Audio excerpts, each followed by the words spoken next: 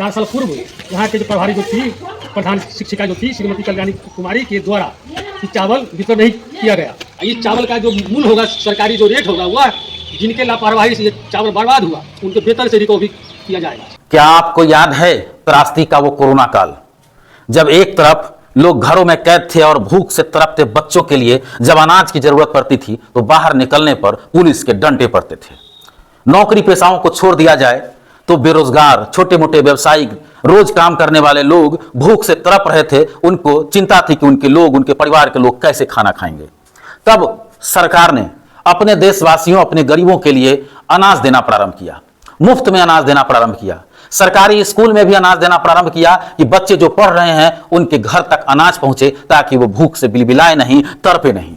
Corona काल का वो त्रासदी आपको, हमको, सबको याद है और याद होना भी चाहिए। लेकिन क्या आपको पता है कि जिस सरकार ने अपने देशवासियों को, गरीब बच्चों को भूख से नहीं तड़पे जब अनाज दिया था, उस अनाज को भी कुछ लोग या तो लूट रहे थे, लेकिन जो हम कहानी बता रहे हैं वह लूटने की बात नहीं थी। और बात बहुत बड़ी थी कि उस वक्त अनाज भले ही सड़ गया, बर्बाद हो गया, लेकिन गरीब के बच्चों को नहीं दिया गया। मामला सरवरपुर का है, सोनबरसा प्रखंड अंतर्गत सरवरपुर सरकारी स्कूल। वहां शिक्षा विभाग ने अब उस सड़े हुए चावल को जमीन में गाड़ा है, नष्ट किया है। यह विभागीय आदेश है।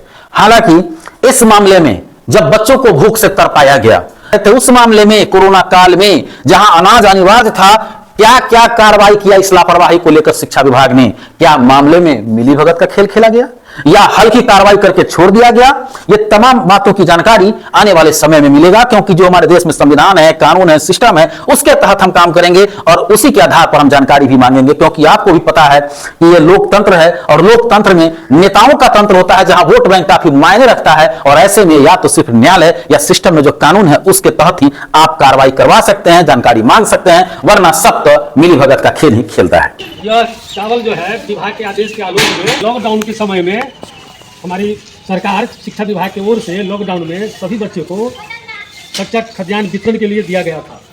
4 साल पूर्व यहाँ के जो प्रभारी जो थी, प्रधान शिक्षिका जो थी श्रीमती कल्याणी कुमारी के द्वारा ये चावल वितरण नहीं किया गया, जिसके कारण जांच हुआ।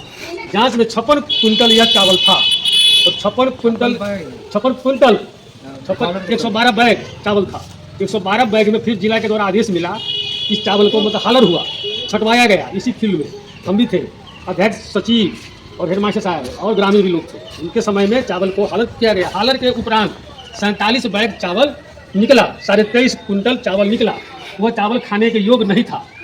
उस चावल को विभाग के आदेश के आलोक में, हमारे आदरणीय प्रखंड शिक्षा पदाधिकारी महोदय के निर्देश के आलोक में, चावल को विद्यालय शिक्षा समिति, अध्यक्ष, सचिव, हेडमास्टर और मेरे समक्ष में इस चावल को मिट्टी के अंदर गाड़ दिया गया। इस चावल का जो मूल्य होगा, सरकारी जो रेट होगा, वह जिनके लापरवाही से ये चावल बर्बाद हुआ उनके वेतन से रिकवरी किया जाएगा। सरकारी रेट के अनुसार यह राशि उसको विभाग के खाता में देनी होगी, या आइंदे से किसी प्रकार का कोई गड़बड़ी किसी विद्यालय में नहीं हो।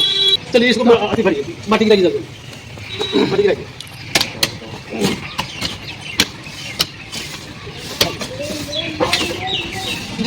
गिरावल है ना।